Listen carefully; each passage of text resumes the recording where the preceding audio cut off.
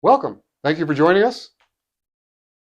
We have some interesting things with this moon coming in. A few things. We're going to have new moons in Virgo this year. We have this one. It's at 0 degrees. That actually causes it to be the only type of a cusp that there really is. Right. Yeah. Because it's 30 degrees Leo and it's 0 degrees Virgo. But it's still considered a Virgo new moon. However, we are going to be incorporating a few parts of Leo into this as we're doing it. Not too much because we're coming out of Leo and going into Virgo. Right. Right. So it's still going to be a Virgo new moon. And then after the full moon, when we go into the next new moon, it's still going to be in Virgo. So that's how we're getting a double this year. And we are not skipping a sign. We're actually flipping the polarities of the new and full moons. After the second Virgo new moon, the way it's going to work is it's going to be the full moon first in the releasement, and then pulling in some of the positive aspects of the oppositional sign, and then we're going to have the new moon after the full moon occurs. And that's going to happen for quite some time. It does. And then it will transition back at a later point. And this happens all the time, so it's not anything that's, oh my goodness, what's happening? It's very common for this to happen, and it's because of the moon cycle. Right, right. With the moon cycles being just over 28 days, if I remember correctly. Yeah. Yep, just over, because it's like about 14 and a half for each moon. And that's not quite an entire month. And it, again, because it falls on 0 degrees, it's not enough time to get through that by the time the next new moon hits. But you're going to get double Virgo energy this year. So it's going to be awesome as far as that goes. Right. Virgo it's I like the sign of Virgo. A lot of people don't. I mean, in astrology school, there's a huge, comical, I don't know what you want to call it. Oh, it's kind of a funny thing that they say because, Virgo is I analyze, and the word anal is in Virgo. And it's like, oh, that's Virgo, all right. And Virgo can come off that way if not worked correctly. It can come off very in your face, shutting everything down, leave me alone type of energy. That earth throwing up like a firmament almost. Wham! Stay back. And they can come off as very engrossed in what they're doing and kind of ignoring everything around them. Because Virgo energy is like that. It gets way into detail about things and analyzes and research and doesn't like to be disturbed. Okay. And that's why it can come off that way. But the other aspects of it is Virgo is your presence.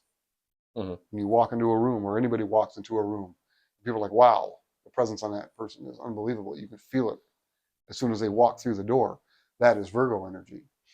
Okay? Virgo is also what brings principle and character spiritually into your presence. That's what causes the presence in the first place. Right. Is the introduction of those two things. So when you're in Virgo, it's a great time to work on issues with principle and character. And that's going to come a little bit into play in what we're doing today in the meditation. But I wanted to bring that up because this is also a second house moon, which means it's the house of Taurus, house of Venus. It's about value. Okay. It's about value. It's about value resources. It's about financial resources. But at the same time, because of the Virgo energy that's in there, it's also about purpose. Absolutely. So yes, it's not about just increasing financial resources for this one. This one has to involve principle and character, which means, yes, you can increase your financial resources. However, you're going to have to do it in a way that is purposeful to you and others around you. And we'll get into that when we actually get into the meditation. But I wanted to let you all in on that because it's going to be an interesting time, because we're going to have two new moons The exact same energy coming through. The only thing that might be different is the house, if the house is different when it comes into play for the next new moon. Right, right. Okay. All right. So with that, I think we're ready. Okay. All right. To start this meditation, I would like you to sit comfortably with your feet flat on the floor. Close your eyes and begin to relax. Take a deep breath in, hold, and release. Take another deep breath in, hold, and release. Take yet another deep breath in, hold, and release.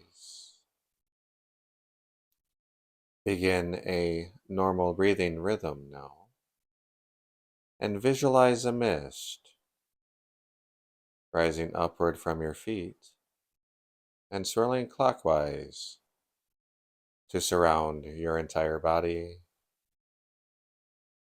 Inhale this mist into your lungs and allow it to saturate into your bloodstream. As the mist begins to fade, an image takes shape in your mind's eye. You find yourself standing in an open field at night. Above you is a star-filled sky with no visible moon. As you gaze upward at the stars, you notice an indigo beam begin to trace its way down to you from the invisible moon. This beam of energy impacts you on your forehead, in between and just above your eyes. Allow this energy to open the aperture of your third eye, where it flows in and saturates your brow chakra.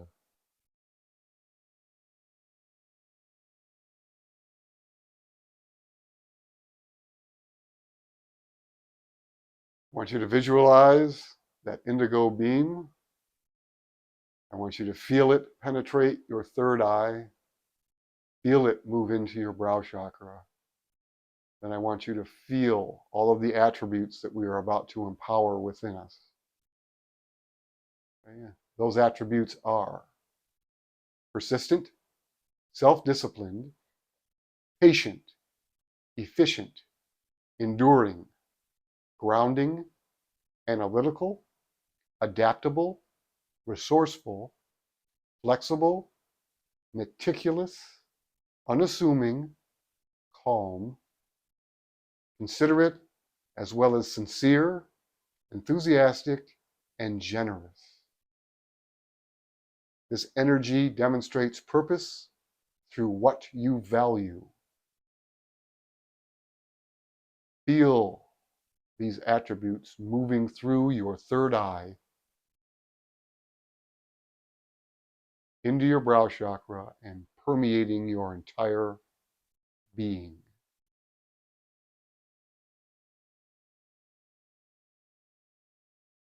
As it's moving in, breathe in.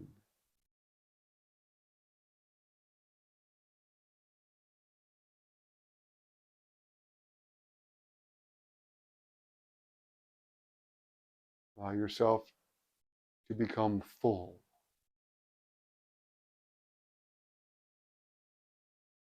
You are now able to increase your resources, both financially and in knowledge, by the analysis of your core values through emotional reflection and expressing purposeful action.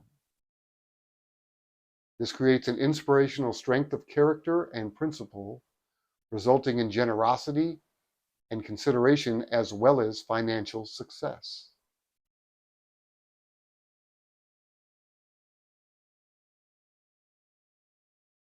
Begin to visualize areas in your life, those areas that you care about the most.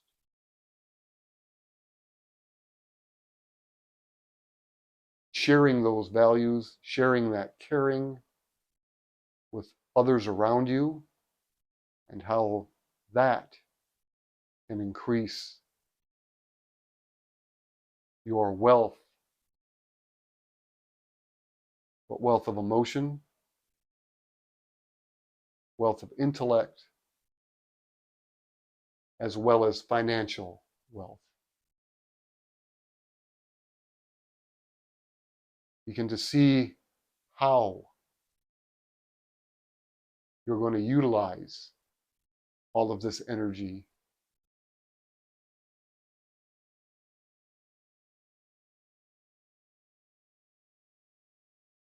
to make yourself more successful.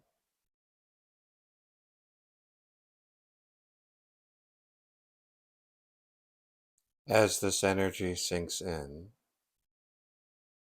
you notice that the indigo beam from the moon is beginning to fade, and the aperture of your third eye is now closed. Take a deep breath in, hold, and release. Take another deep breath in, hold, and release.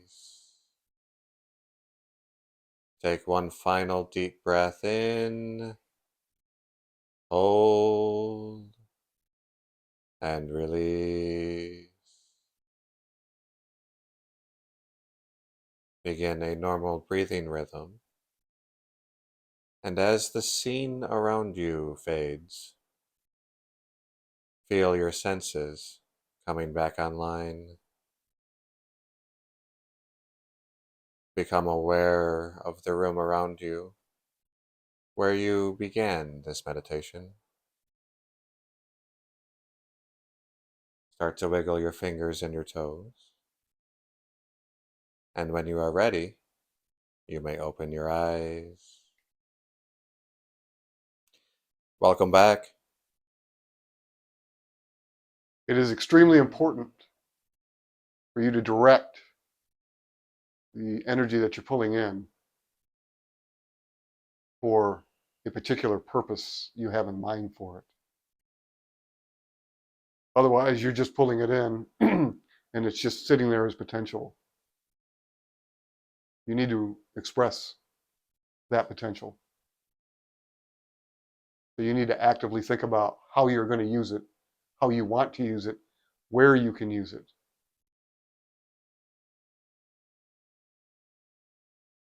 Okay, so when you're done with this, be a good time to sit down and write down areas in which you want to release this energy into your life. Maybe a little difficult if you're a beginner. As you continue to do these meditations, it will get easier. But it's all a learning process. Absolutely. Okay? All right. All right. Well, thank you for joining us. And we do look forward to seeing you all next time. Do remember to like, subscribe, and share. Thank you.